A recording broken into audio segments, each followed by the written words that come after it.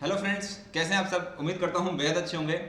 तो फ्रेंड्स, आज हम अपनी उस सीरीज़ को वापस से शुरू कर रहे हैं जहाँ पर हमने डिस्कस करना था कि आपके पास किसी भी तरह का कोई भी आपके पास बुक है बीकॉम की, सीए की, तो मैं इन छोटे छोटे वीडियोज़ में जो कि 5-5 मिनट के वीडियोज़ होने वाले हैं, यहाँ पर आपको बताऊंगा कि आपको कौन कौन सा टॉपिक करने हैं। क्योंकि हमेशा स्टूडेंट्स की यही बात रहती थी कि सर हम सेल्फ स्टडी कर रहे हैं या हम कहीं और से भी पढ़ रहे हैं, तो उससे कोई फ़र्क नहीं पड़ता। मैं अब आपको ये बताऊंगा कि कौन कौन से टॉपिक आप कर लीजिए। उसके बाद आपको करनी है ज़्यादा से ज़्यादा प्रैक्टिस। ठीक है जी। ज़्यादा से ज़्यादा प्रैक्टिस करने के लिए आपके पास दोनों ऑप्शन है। आपके पास क्वेश्चन भी हो सकते हैं और आपको टेस्ट सीरीज में मैं भर भर के क्वेश्चन दे ही रहा हूँ जो कि पिछले 25 सालों में आए हुए हैं। ठीक है, तो चलिए अब हम बात करते हैं आज सैलरी चैप्टर की। सबसे पहले आपको बात करनी है सैलरी चैप्टर की। ठीक है जी। मैंने सैलरी चैप्टर के लिए पूरे के पूरे चैप्टर के लिए नोट्स बना लिया है इस पेज पे। वही टॉपिक मैं आपको बताने वाला हूँ। जी हाँ, मैंने इस पूरे पेज पे लिख लिया है कि आपको क्या क्या करना है। ये मेरी हैंडराइटिंग में लिखा हुआ है जो कि आप लोग मत मांगिएगा, क्योंकि मुझे पता है बहुत से मैसेज आ जाएंगे, सर उसकी फ़ोटो खींच के भेज दो। तो इस तरह के मैसेजेस मुझे मत कीजिएगा। मैं आपको बता देता हूँ कि कौन कौन से टॉपिक आपको करने हैं। देखिए, सबसे पहले सैलरी की जब अपने बात करते हैं तो इसके सेक्शंस पढ़ने हैं हमें। इसके 3 सेक्शन है, 15, 16 और 17।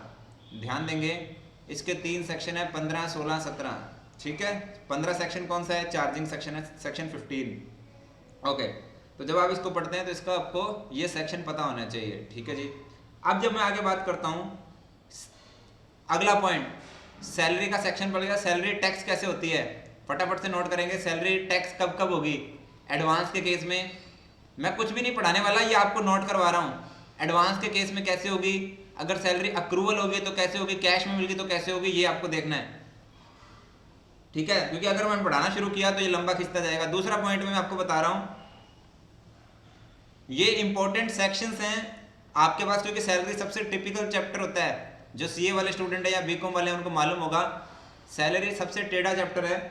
अभी आपको एचआरए में देखिए क्या पढ़ना है। एचआरए को आपको पूरी लिमिट पढ़नी है। देखिए, एचआरए की पूरी लिमिट्स पढ़ लीजिएगा। ठीक है। मेनली तो वो शहरों का नाम देके 10% की लिमिट देके या 40 और 50% कितना आपको एग्जाम तक अलाउड करता है। नॉर्मली क्वेश्चन इसके इर्द गिर्द रहता है, पर मैं कहता हूँ एचआरए को आपको पूरा पढ़ना है। बाकी का पूरा पढ़ने के लिए नहीं बोलूंगा, एचआरए का पूरा पढ़ना है। ठीक है, जो भी इसके एग्जामिशन के लिए रिक्वायरमेंट है। उसके बाद है अपना सेक्शन जो मैं आपको लिख रहा हूं, कुछ मैं लिख रहा हूं कुछ। ठीक है, यही होना चाहिए, याद कर लीजिए ना। यही चाइल्ड के लिए, देखिए बच्चों के लिए ना 100 रुपए इंटू 12 महीने, 2 मैक्सिमम बच्चे। बच्चों के लिए आपको क्या होगा, छूट मिल सकती है, ध्यान रखना है।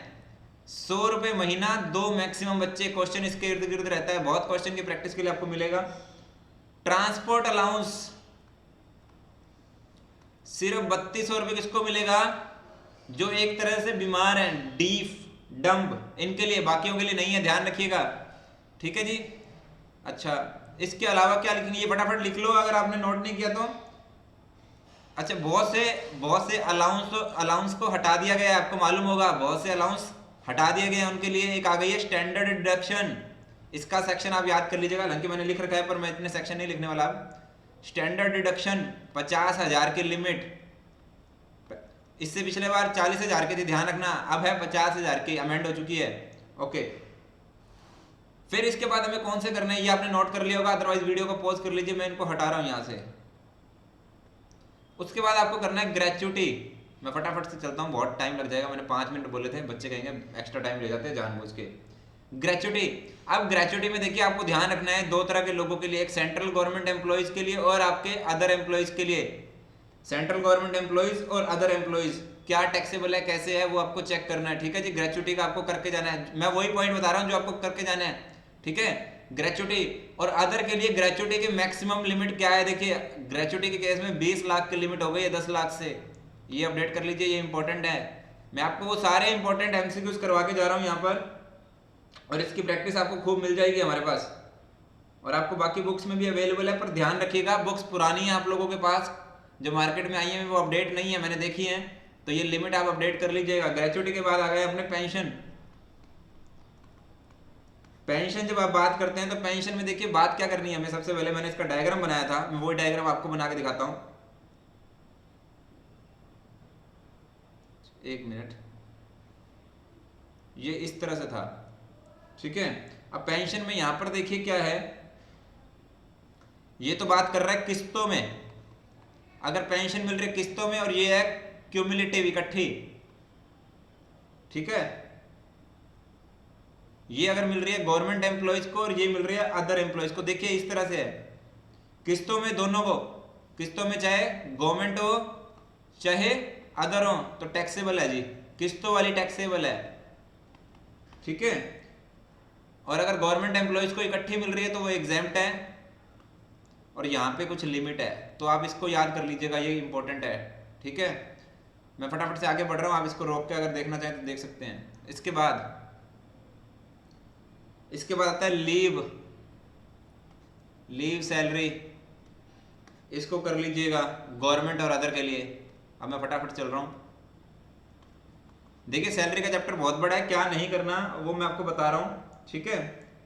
और रिट्रेंचमेंट और वॉलेंट्री का अगर जो आता है ना, रिट्रेंचमेंट यानी कि छंटनी और वॉलेंट्री छोड़ के जाना, रिट्रेंचमेंट एंड वॉलेंट्री, रिटायरमेंट जो लेते हैं ना उनके लिए बस आपको ना एक 5 लाख की लिमिट याद कर लो, बाकी चीजें नहीं, उसमें ना एक 5 लाख तक मैक्सिमम आपको मिलेगा,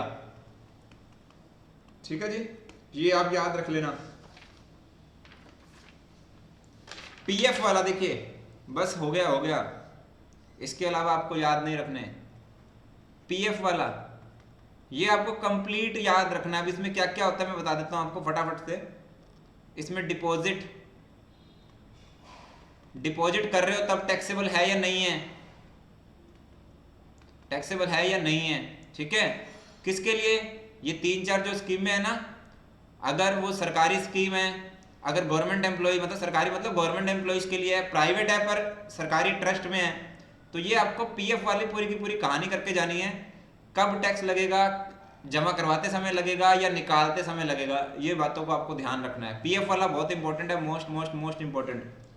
इसमें अमाउंट और इंटरेस्ट, अमाउंट और इंटरेस्ट, मैंने आपको पहले ही कहा था मैं यहां पर पढ़ाने वाला नहीं हूं, मैं सिर्फ आपको ये बता रहा हूं कि आपको कौन कौन से टॉपिक करने हैं, ठीक है। इसके बाद आपको स्टैंडर्ड डिडक्शन मैंने ऑलरेडी बता दी 50,000।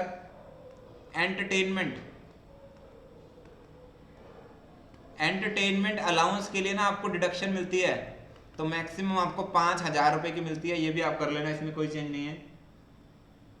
और एक आपको ना सैलरी अगर पिछली कई सालों की बकाया सैलरी मिल जाती है, उसका आपको रिलीफ मिलता है सेक्शन 18 में। सेक्शन 18 में ऐसे लिख देता हूं, सेक्शन 18 में पिछले सालों की बकाया सैलरी का, ये आप याद रख लेना। ये कुछ क्वेश्चन थे जो कि सैलरी में आपके काम आ सकते हैं फ्रेंड्स। मैंने ऑलरेडी आपको बोला था कि हम यहाँ पर पढ़ने नहीं आए, मैं आपको टॉपिक लिखा रहा हूँ, इन टॉपिक्स को आप कर लीजिएगा, इसमें से आपका क्वेश्चन आएगा अगर सैलरी में आएगा तो, ठीक है जी। तो इसी तरह में और बहुत से टॉपिक्स के आपको पढ़ना क्या, देखिए मकसद क्लियर था, पढ़ाने के लिए आया ही नहीं था मैं, कौन कौन से टॉपिक करने हैं, क्योंकि आप लोग को के पास भी इतना समय नहीं है, मैं आपको छटवा रहा हूँ कि कौन कौन से टॉपिक कर लीजिएगा, उसमें से सिलेबस आ जाएगा आपका। अगर आपको ये वीडियो अच्छा लगता है तो इसको शेयर कीजिएगा, क्योंकि आप इसको शेयर करेंगे तो हमें मोटिवेशन मिलेगा, नहीं तो फिर मैं 4-5 वीडियो डाल दूंगा और उसके बाद देखूंगा कि अगर 200 400 500 बच्चे देख रहे हैं तो फिर कोई मजे वाली बात नहीं है, फिर हमारा भी मोटिवेशन कम हो जाता है। तो आप सबसे पहले अगर आपको ये वीडियो अच्छे लग रहे हैं, आप चाहते हैं कि ये वीडियो आए, तो आप इनको ग्रुप्स वगैरह में शेयर कर देना, ताकि ज़्यादा से ज़्यादा लोग देखें और हमें मोटिवेशन हो, ठीक है। अगर हमें मोटिवेशन होगा तभी तो वीडियो बनाएंगे, तभी तो आप लोगों की हेल्प होगी, अदरवाइज तो फिर आप जानते ही हैं, है ना। चलिए मिलते हैं नेक्स्ट वीडियो में, रिकॉर्ड कर रहा हूँ इसके बाद हाउस प्रॉपर्टी का, और हाउस प्रॉपर्टी में आपको क्या क्या करना है उसके बारे में चर्चा कर लेते हैं। उसके लिए भी मैंने ये पर्चा तैयार कर लिया है, ठीक है। चलिए बाय, टेक केयर।